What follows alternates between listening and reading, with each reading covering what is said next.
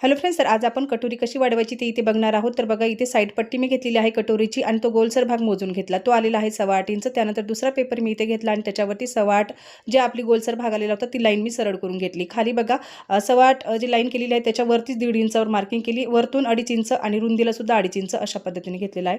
आणि त्यानंतर बघा, जी कटोरी मी 5.25 घेतली होती, 5.25 मध्ये 3 इंच ॲड करून ही 1.5 इंचावर जी मार्किंग केली होती ती लाईन सरळ करून घेतली आणि परत त्याचा निम्मे करून घेतला आणि सेंटरपासून दोन्हीच जे निम्मे करून मी ती लाईन दोन्हीही अशा पद्धतीने सरळ करून घेतल्या। हे बघा, अशा पद्धतीने सेंटर पर्यंत, ठीक आहे। आणि त्यानंतर या पद्धतीने कटोरीचा आकार गोलसर देऊन घेतलेला आहे। तर याच्यामध्ये जर मला व्यवस्थित सांगता आले नाही किंवा तुम्हाला समजलं नाही तर तुम्ही मोठा व्हिडिओ नक्की बघा, कारण त्याच्यावरती आपला व्हिडिओ अपलोड होणार आहे, ठीक आहे। तर या पद्धतीने आपली ही कटोरीची कटिंग झाली बघा। खाली एक्स्ट्रा जो पेपर होता तो मी कट केला आणि अशा पद्धतीने गोलसर आकार दिलेला आहे। त्यानंतर बघा, इथे खूप सुंदर अशी बसते आहे ती कटोरी। त्यानंतर इथे अस्तरवरती सुद्धा कटिंग झालेली आहे आणि